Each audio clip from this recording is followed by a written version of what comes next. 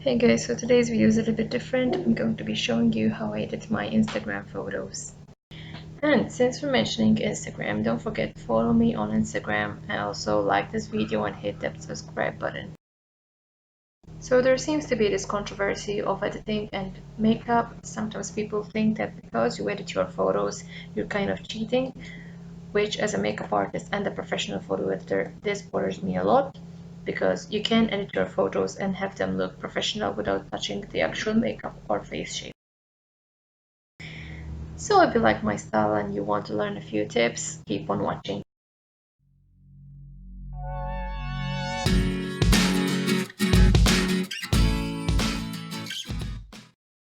I always start by selecting the good photos using Bridge, and for this video I chose to work on my eye close-up. Next, I open the selected photo in Lightroom or Camera Raw. So first thing I do is to crop the photo as a square. Since it's for Instagram, I rarely take a photo of just my eye. I try to put the eye in the middle, but I also try to keep a little bit of the highlight and blush showing.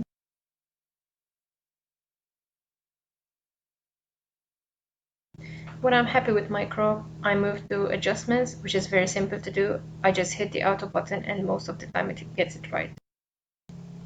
So what I like to do is brighten a little bit the shadows, which it will lighten up my eyes and my hair. And then I add a little bit of contrast so it brings out more my eyebrows and lashes. And the last step is to remove a little bit of the texture and add a little bit of clarity.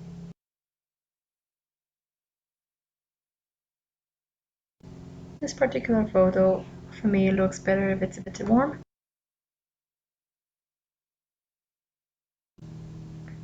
I then export to JPEG so it's easier to open in Photoshop.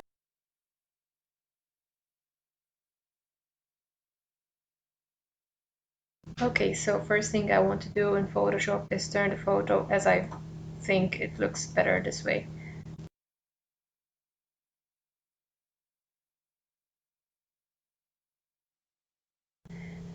For skin smoothing, I use this technique called frequency separation. It makes the skin smooth while leaving some of the texture of the skin. This is not something I came up with, so I will leave a link to the original video.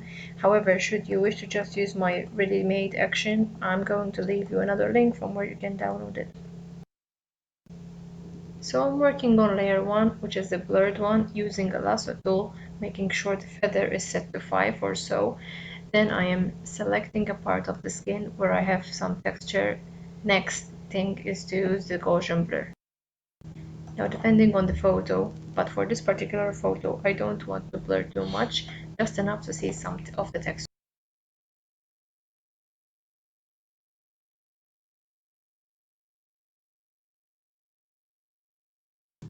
Now that I finished with the skin smoothing, it's time to start doing some small adjustments. I have a little bit of growing eyebrows showing, so I'm using the stamp tool to clone it. However, when I'm done, I change the layer opacity to 50, so I still have it to look natural.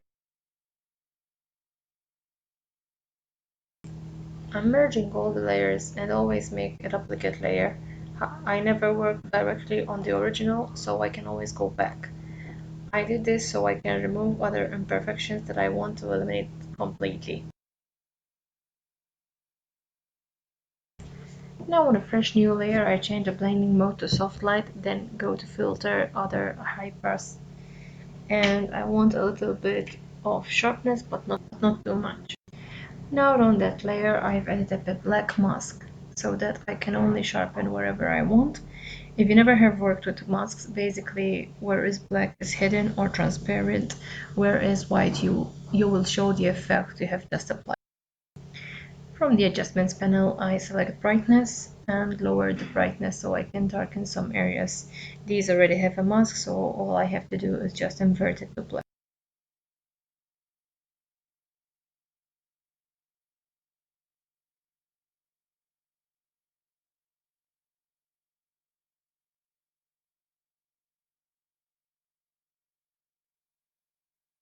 And again, I lowered the layer's opacity so that it's not too dark.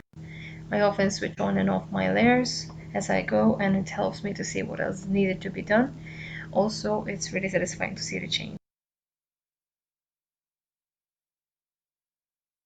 Now I've noticed that I have a dark spot. It's kind of bothering me, so I grabbed the dropper and I took a sample of color close to the area, and with 10% brush opacity, I'm brushing lightly on the spot. Then I also did the same on my forehead, as I thought the glitter looked a little bit like sweat. Now as the last step, I went again for the brightness and contrast adjustments and brightened the image a little bit. And with white, I drew on the black mask, the areas that I wanted to enhance my highlights.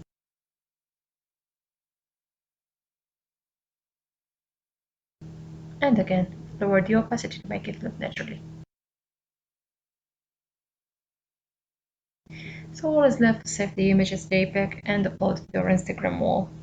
I hope you enjoyed watching this video. Thanks for watching. Take care and bye.